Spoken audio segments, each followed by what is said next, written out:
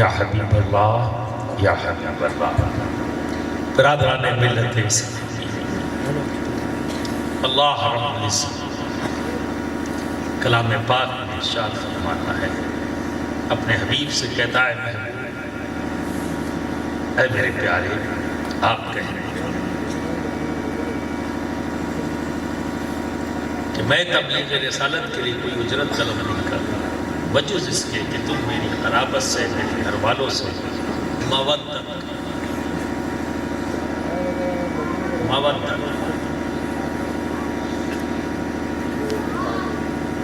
خالی اگر اس مودت کا ترجمہ محبت کیا جائے تو پوری طرح سے بات واضح نہیں ہو پائے گی۔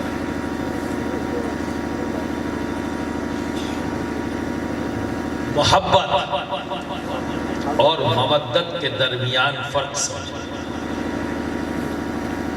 اگر مودت کا ترجمہ صرف محبت کیا جائے تو ہماری زندگی کے جتنے بھی رشتے ہیں سب کی بنیاد محبت ہے یا نہیں؟ سبھی رشتوں کی بنیاد کیا ہے؟ محبت۔ ماں اور بیٹے کے درمیان جو رشتہ ہے وہ کیا ہے؟ محبت۔ باپ اور بیٹے کے درمیان رشتہ کیا ہے؟ محبت۔ شوہر اور بیوی کے درمیان رشتہ کیا ہے؟ محبت۔ پڑوسی کے درمیان رشتہ کیا ہے؟ محبت۔ ایک دوست اور ایک دوست کے درمیان کیا ہے؟ محبت۔ لیکن ہم نے تو یہ بھی دیکھا ہے کہ دوست سے بھڑ گیا۔ ہم نے تو یہ بھی دیکھا ہے کہ پڑوسی سے بھڑ گئے۔ ہم نے تو یہ بھی دیکھا ہے کہ جس ماں کی محبت میں کوئی شک اور شبہ نہیں کیا جا سکتا، لیکن ایک وقت ایسا بھی آتا ہے کہ اس کی زبان سے یہ نکلتا ہے اپنے بیٹے کے لیے، دور ہو جا میری نظروں سے، میں تیری شکل بھی دیکھنا نہیں چاہتا، تو میں اب تجھ سے زندگی بھر کوئی تعلق نہیں رکھنا چاہتا۔ وہ باپ جو اپنے بیٹے کو بہتر زندگی دینے کے لیے صبح سے شام تک محنت کرتا ہے، پسینے بہاتا ہے، اور گھر سے باہر نکلنے کے بعد نہ جانے کتنی بار وہ ذلیل ہوتا ہے، اپنی کمزوریوں کی بنیاد پر، اپنی کم علمی کی بنیاد پر اسے لوگ ذلیل کرتے ہیں۔ کام نہیں کرو گے نکال باہر کر دیں گے، بہت ناکارہ ہو، تم سے کام نہیں ہوتا، فری کا پیسہ لینا چاہتے ہو۔ اس انداز میں جس کے اب وہ کام کر رہا ہے اسے ذلیل کرنے کی کوشش کرتا ہے، پر ہر ذلت برداشت کر لیتا ہے، اور اس برداشت کرنے کے پیچھے محبت ہی تو ہے۔ اگر میں اس سے بھڑ گیا، غصہ ہو گیا، چھوڑ دیا، تو میں اپنے بچے کو بہتر زندگی کیسے دوں گا؟ اسے اچھا کھلاؤں گا کیسے؟ اسے اچھا پہناؤں گا کیسے؟ اپنی بیوی کا خیال کیسے کروں گا؟ جب ان محبت کے رشتوں کا خیال آتا ہے تو رک جاتا ہے، سہ لیتا ہے، برداشت کر لیتا ہے، نہ جانے کتنی بار ایک بار دن میں ہو جاتا ہے، لیکن جب گھر واپس آتا ہے تو مسکراتا ہوا آتا ہے۔ کہیں میرے گھر والوں کو، ان محبت کے رشتے رکھنے والوں کو کہیں احساس نہ ہو جائے اور یہ غم زدہ نہ ہو جائیں، تو ایک اچھا باپ کیا کرتا ہے؟ مسکراتا ہوا گھر میں آتا ہے۔ اور یہ سچ ہے کہ جب باپ مسکراتا ہوا گھر میں داخل ہوتا ہے تو پورا گھر مسکرا اٹھتا ہے، بیوی مسکرا اٹھتی ہے، بچے مسکرا اٹھتے ہیں، اور وہ باپ جو تیوریاں چڑھا کر گھر میں آتا ہے تو بیوی سہم جاتی ہے، بچے سہم جاتے ہیں۔ اور برادران ملت اسلامیہ، آپ کی ڈیوٹی یہ نہیں ہے کہ گھر میں جب آپ آؤ تو بچے سہم جائیں، بیوی ڈر جائے۔ آپ کی ڈیوٹی تو یہ ہے، آپ کی ذمہ داری تو یہ ہے، جب آپ گھر میں داخل ہو تو سب مسکرا اٹھیں۔ اپنی تمام تر پریشانیوں، الجھنوں اور غصے کو گھر کے باہر رکھو، کیونکہ گھر میں تمہارا انتظار کرنے والی تمہاری بیوی ہے جو محبت سے انتظار کر رہی ہے۔ گھر میں تمہارے بچے تمہارا انتظار کر رہے ہیں محبت سے۔ محبت کا جواب تو محبت ہونا چاہیے، غصہ نہیں، گرمی نہیں۔ تو برادران ملت اسلامیہ برداشت کر دیا کیونکہ محبت کے رشتوں کا خیال آ گیا۔ لیکن ایک وقت ایسا بھی آتا ہے کہ وہی باپ یہ کہتا ہوا نظر آتا ہے، اے میرے بیٹے، بے شک تو میرا بیٹا ہے، آج سے میں تجھے آگ کرتا ہوں، اب میرا تیرا کوئی تعلق نہیں۔ وہ دوست جو ہر مشکل مسئلے میں میرا ساتھی تھا، بڑی سے بڑی پریشانیوں میں وہ میرے ساتھ کھڑا رہا، جان کی بازی لگا دی، پر بھی پریشانیوں کو حل کرنے کی اس نے کوشش کی، میری جان بچانے کی کوشش کی۔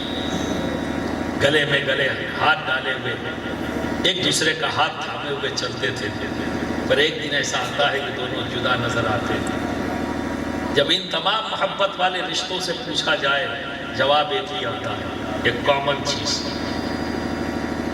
وہ جواب کیا ہے؟ جب ماں سے پوچھا جائے تیری محبت میں کوئی شک شبہ نہیں، یہ تو تیرا لخت جگر ہے، نور نظر ہے، تو نے اسے پیدا کرنے میں 9 مہینہ تکلیفیں اٹھائیں اور اپنے خون کو دودھ بنا کر اس کی رگوں میں دوڑایا، آخر ایسا کیا ہو گیا؟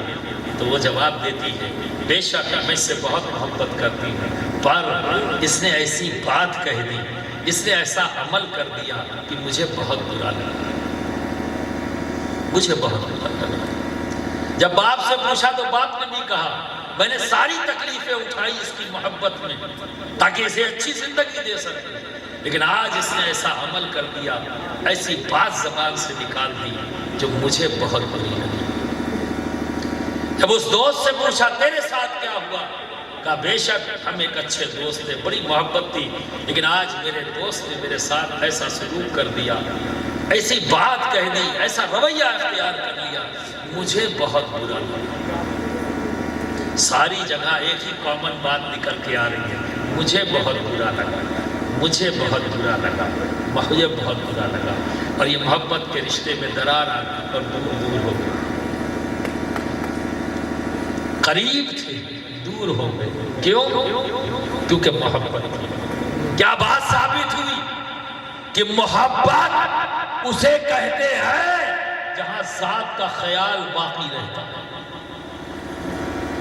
ذات کا خیال باقی رہتا ہے۔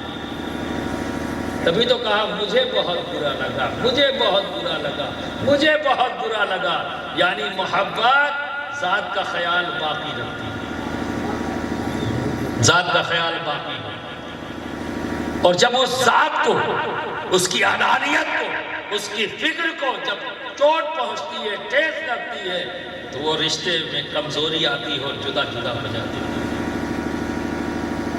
اور اس کی ایک مثال اور دے دیں، اگر کسی گھر میں آگ لگ جائے، 2 بچے اندر رہ جائیں گھر میں، اماں بھی گھر کے باہر، ابا بھی گھر کے باہر، بھیا بھی گھر کے باہر، بٹیا بھی گھر کے باہر، بہنا بھی گھر کے باہر، وہ سب چلا رہے ہیں، کوئی ہے جو اس بچے کو بچا لے، اندر بچہ ہے جل جائے گا، کوئی ہے جو بچا لے، کوئی ہے جو بچا لے، کوئی ہے، یہ بول رہے ہیں، خود نہیں جا رہے۔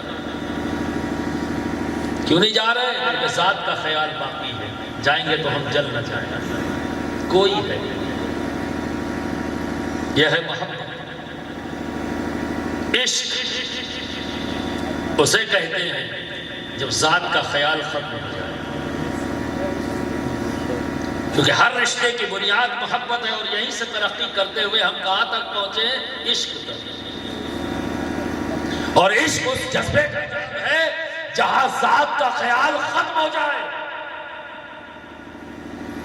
حضرت بلال ہے، تپتی ہوئی ریت ہے، ننگا بدن ہے، آپ کو احساس نہیں ہوگا، لیکن اسی ملک میں راجستھان میں رہنے والے لوگوں کو احساس ہے۔ ریگستان میں 50 ڈگری 55 ڈگری کا ٹمپریچر ہو جاتا ہے، آگ کے مانند ریت ہو جاتی ہے، ایسا لگتا ہے جیسے انگارے رکھ دیے گئے ہوں، ریت جب پڑ جاتی ہے۔ 102 ڈگری پر ریت کو اگر ریت کو گرما دیا جائے تو مونگ پھلی ٹوٹنے لگتی ہے، اور لاوا ڈال دو، چنا ڈال دو تو بھن جاتا ہے۔ سوچو 50-55 تک پہنچ جاتا ہے ٹمپریچر، کتنی گرمی، عرب کی گرمی 55 تک آج بھی جاتی ہے۔ ننگی پیٹھ بلال لیٹے ہیں اور نیزے چبھائے جا رہے ہیں، اور سینے پر پتھر ہے، بھاری پتھر، اور کیا کہا جا رہا ہے بلال سے؟ اے بلال، نام لینا چھوڑ دو، اللہ کی وحدانیت کا اعلان کرنا چھوڑ دو، اے بلال محمد عربی صلی اللہ علیہ وسلم کا نام لینا چھوڑ دو، اس کے عوض میں ہم تمہیں خوبصورت عورت دیں گے، اس کے عوض میں ہم تمہیں دولت دیں گے، اس کے عوض میں ہم تمہیں آزادی دے دیں گے، جس خوبصورت عورت سے چاہو تمہارا نکاح کر دیں گے۔ ایک غلام کے لیے اس سے بڑی کیا چیز ہو کہ اسے آزادی مل رہی ہے، پر بلال ایکسپٹ نہیں کر رہے، حضرت بلال ریفیوز کر رہے، یا محمد یا محمد صدائیں بلند کر رہے، رک نہیں رہے۔ بشر ہے اور جلن کا احساس کرنا یہ بشری تقاضا ہے، بشر ہے چبھن کا احساس کرنا یہ بشری تقاضا ہے، بھاری پتھر ہے بوجھ کا احساس کرنا یہ بشری تقاضا ہے، اور حضرت بلال بھی بشر ہے، وہ سارے تقاضے ان کے ساتھ ہیں، اور ان سارے تقاضے مجبور کر سکتے تھے، اور بشری تقاضے ہونے کے باوجود بھی حضرت بلال کا عزم ٹوٹ نہیں رہا، انکار نہیں کر رہے، ان کی بات کو نہیں مان رہے ہیں، یا محمد کی صدائیں بلند کر۔ اسے کہتے ہیں عشق، جب ذات کا خیال ختم ہو جائے تو وہ منزل عشق ہی ہے، صرف اسی ذات کا خیال باقی رہے جس سے عشق ہو۔ تو وہاں حضرت بلال گرم ریت پر ہے، چبھایا جا رہا ہے، پتھر رکھا جا رہا ہے، بلال کو اپنی ذات کا خیال نہیں، اگر خیال ہے تو نبی کریم صلی اللہ علیہ وسلم کی ذات کا خیال، اسی خیال میں موت ہے، ساری تکلیفیں سب ختم۔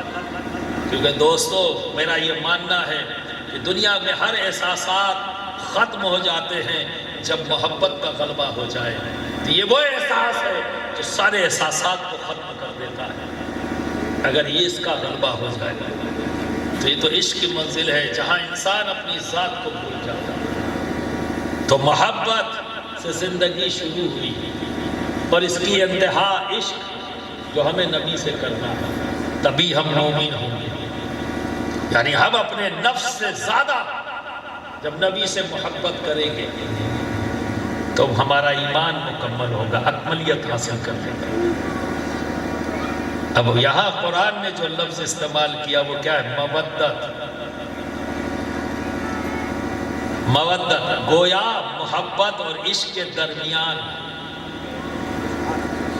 آپ دیکھ رہے محبت اور عشق کے درمیان، یعنی یہ کامن رشتہ نہیں ہے جہاں پر تم اپنی ذات کا خیال رکھو، مودت کرنی ہے۔ اگر اسے آسان لفظوں میں سمجھنا چاہتے ہو تو غیر مشروط محبت، اگر محبت کا نام ہی دینا ہے تو کیا کہیں گے؟ غیر مشروط محبت، کوئی کنڈیشن نہیں لگا سکتا۔ اللہ رب العزت نے کنڈیشن لگانے کا تمہیں موقع ہی نہیں دیا، مودت کا حکم دیا، غیر مشروط محبت، انکنڈیشنل لو۔ سمجھ میں آئے یا نہ آئے؟ جاؤ محبت کرو، محبت کرو، واجب ہے تم پر، انکنڈیشنل۔ اللہ رب العزت نے مودت کا حکم دیا، اور آج اس دور کے مجدد کیا کر رہے ہیں؟ اس دور کے ابھی نئے نئے پیدا ہوئے وہ کیا کر رہے ہیں؟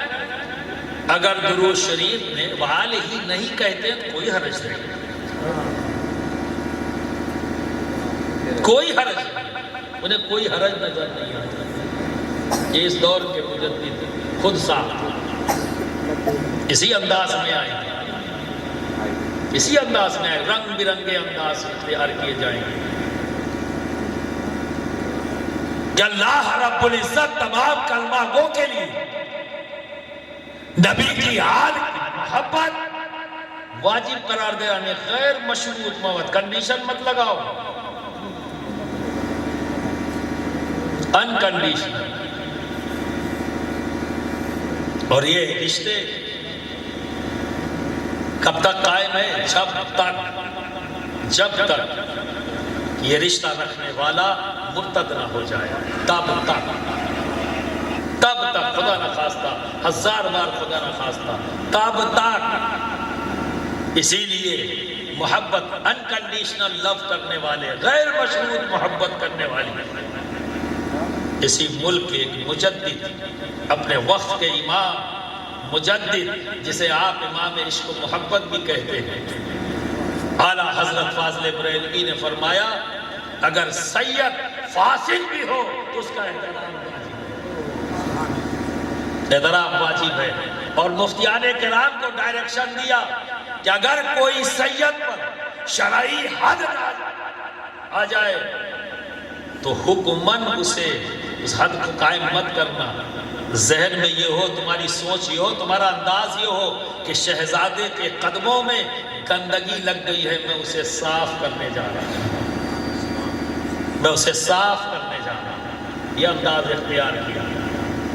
جو غیر مشروط محبت کرتے ہیں تو ہر شخص کو رنڈ آؤٹ کرتے ہیں، جیسے اعلیٰ حضرت فاضل بریلوی نے شرائط جو لوگ لگا کر اس غیر مشروط محبت کو مشروط بنانے کی کوشش کر رہے تھے، اپنے وقت کے مجدد نے ان تمام شرائط کو رنڈ آؤٹ کر دیا۔ اے کہاں کی بات کرتے ہو، کہاں کی بات کرتے ہو، نسبت فاسق نہیں ہوتی، نسبت فاسق نہیں ہوتی۔ دندان شکن جواب دیا۔ آج پھر وہی سارے فتنے اٹھانے کی کوشش کی جا رہی ہے، انتظار ہے کون اٹھے، انتظار ہے پھر کسی کے کھڑے ہونے کی۔ میں تو امید کرتا ہوں کہ شاید ہمارے درمیان مفتی صدر الورا صاحب یہ موجود ہے، اور امید کرتا ہوں کہ یہ کھڑے ہوں گے اور دندان شکن ایسے خارجی اور نازمی فکر رکھنے والوں کو جواب دیں گے۔ یہ ذمہ داری بن جاتی ہے ہمارے جماعت کی، کیونکہ ہم کوئی فرقہ نہیں ہے، جماعت ہے، سواد اعظم ہے، اور اس طرح کی بات کرنے والے وہ فرقہ ہے، وہ فرقہ بنانے کی کوشش کر رہے ہیں، پہچاننے کی ضرورت ہے۔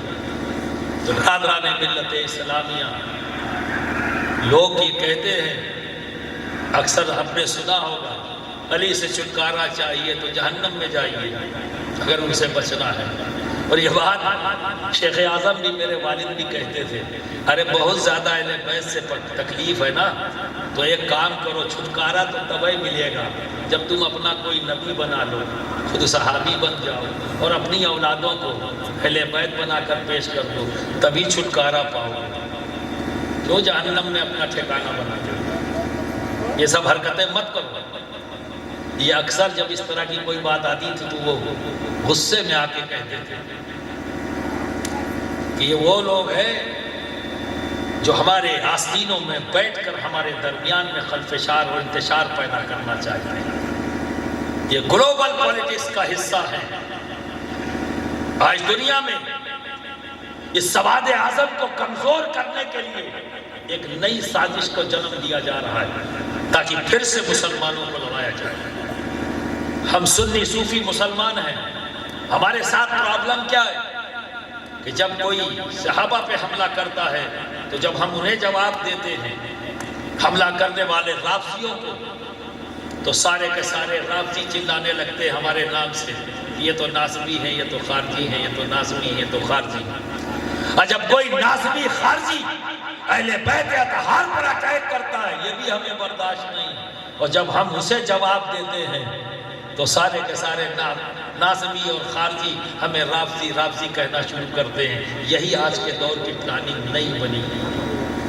یہ دونوں گروہ ایکٹیو ہو گئے ہیں، یہ دونوں بدتمیزیاں کرتے ہیں، اور اہل سنت کی یہ ذمہ داری ہے دونوں کو جواب دے۔ جب ایک کی بات آتی ہے اسے جواب دیتے ہیں تو دوسرا چلاتا ہے، اور جب دوسرے کو جواب دیتے ہیں تو پہلا چلاتا ہے، اور اسی چلا چلی میں انتشار پھیل جائے، یہ ان کی منشا ہے۔ سودے کر لیے ہیں امریکہ سے،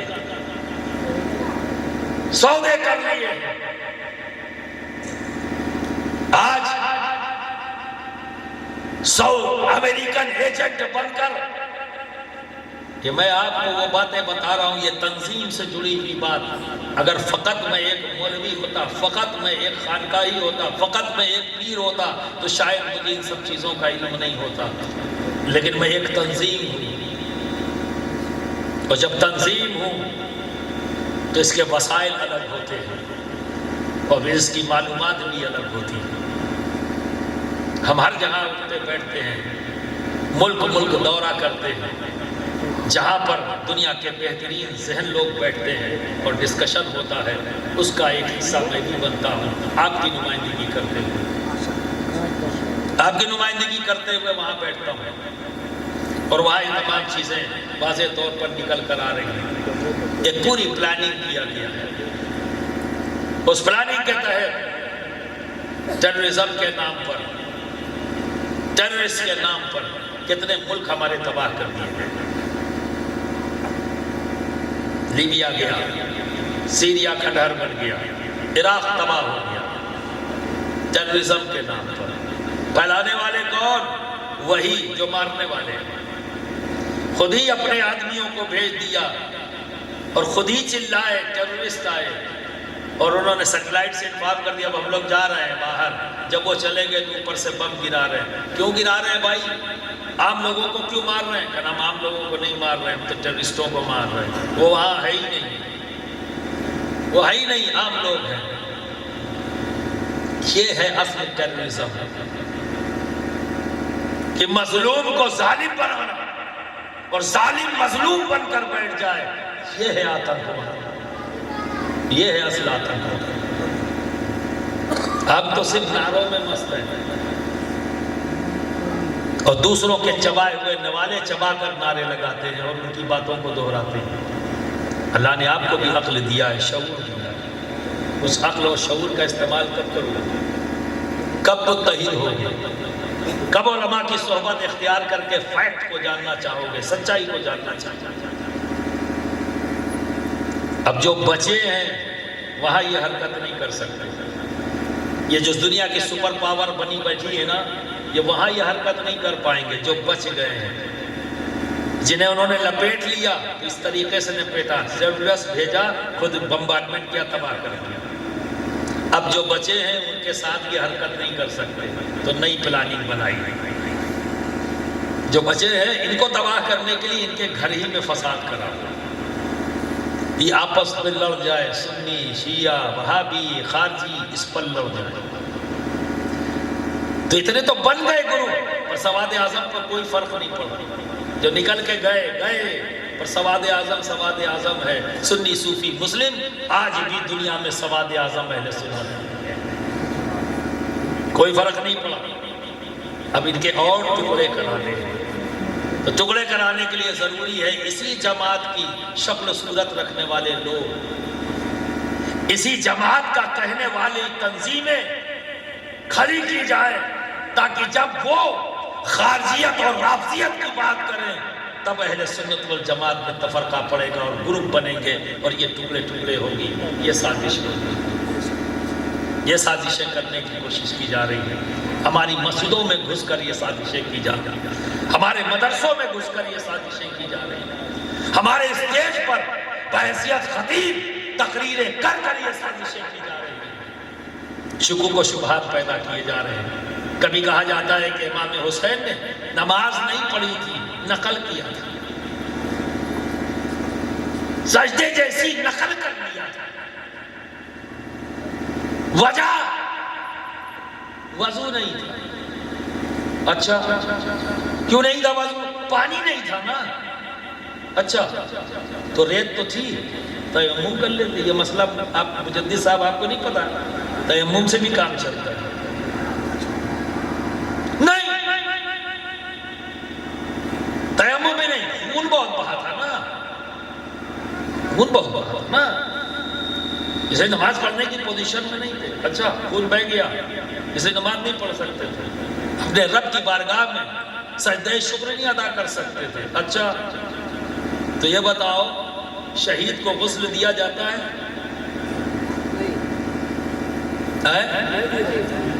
نہیں دیا جاتا، ایسے ہی کفنا دیا جاتا ہے نا۔ تو پھر آج کے مجدد کے بقول پھر شہید کس حالت میں گیا؟ یہ آج کے یہ بھول گئے کہ بیٹا کس کا ہے، یہ بھول گئے کہ بیٹا کس کا ہے۔ دنیا کی ہر عورت جب اس کے حیض شروع ہوتا ہے تو وہ بالغ کہلاتی ہے، اور جب تک حیض نہیں، اولاد نہیں، حیض ہوگا تو اولاد، چونکہ یہی حیض بچے کے نشو و نما کے کام آتا ہے۔ لیکن حسنین کریمین اس ماں کی اولاد ہے جس کی کبھی نماز ہی قضا نہیں، دو بیٹے پیدا ہو گئے پر نماز قضا نہیں۔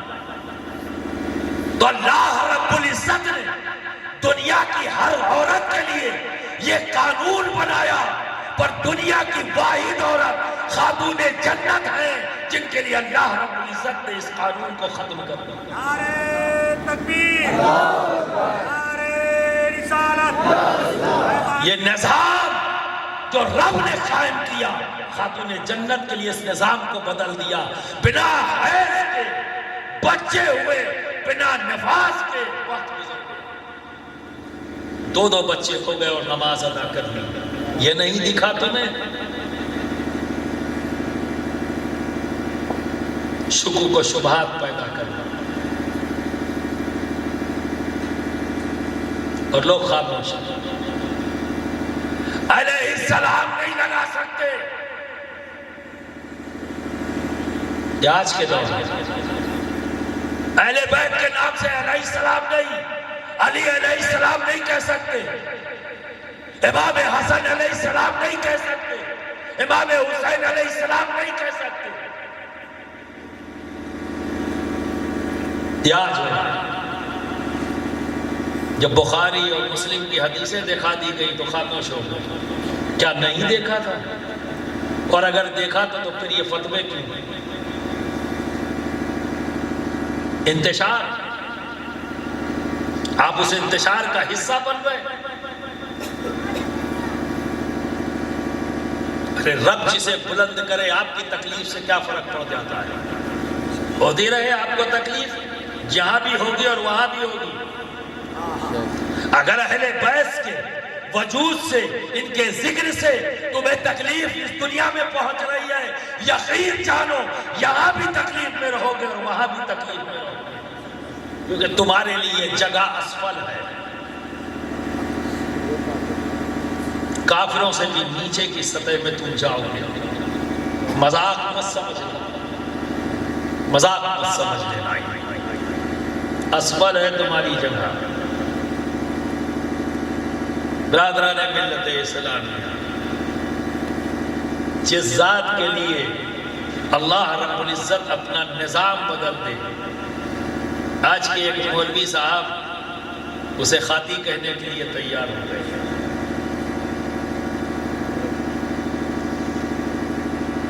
کیونکہ انتشار پھیلے گا ہی نہیں جب تک کہ ہمارے جیسی شکل و صورت اور بحیثیت اہل سنت کی ان کی پہچان نہ ہو۔ انتشار کیسے پھیلے گا؟ پہچان ضروری ہے کہ اہل سنت سے ہیں، اور پھر جب وہ انتشار والی باتیں کریں گے تبھی تو جماعت میں انتشار پیدا ہوگا، تبھی تو ایک گروپ بنے گا، تبھی تو اہل سنت و جماعت کے ٹکڑے ہوں گے، تبھی جماعت کے ٹکڑے ہوں گے۔ پر ان کی ضرورت ہمیشہ رہے گی، کیونکہ رب کی مشیت یہی ہے، تمہارے سوچنے تمہارے کرنے سے کچھ نہیں ہوگا۔ وقت بہت ہو چکا، میں ایک بات کہہ کر اپنی گفتگو کو ختم کروں گا کہ اتفاق نہیں مشیت ہے، یہ اتفاق نہیں مشیت ہے۔ سنو غور سے کہ حضرت ابراہیم علیہ السلام نبی، ان کے دو بیٹے، حضرت اسماعیل علیہ السلام نبی، حضرت اسحاق علیہ السلام نبی۔ بڑے بیٹے حضرت اسماعیل علیہ السلام اور چھوٹے بیٹے حضرت اسحاق علیہ السلام۔ باپ نبی، بیٹا نبی، بیٹا نبی۔ پھر حضرت اسماعیل علیہ السلام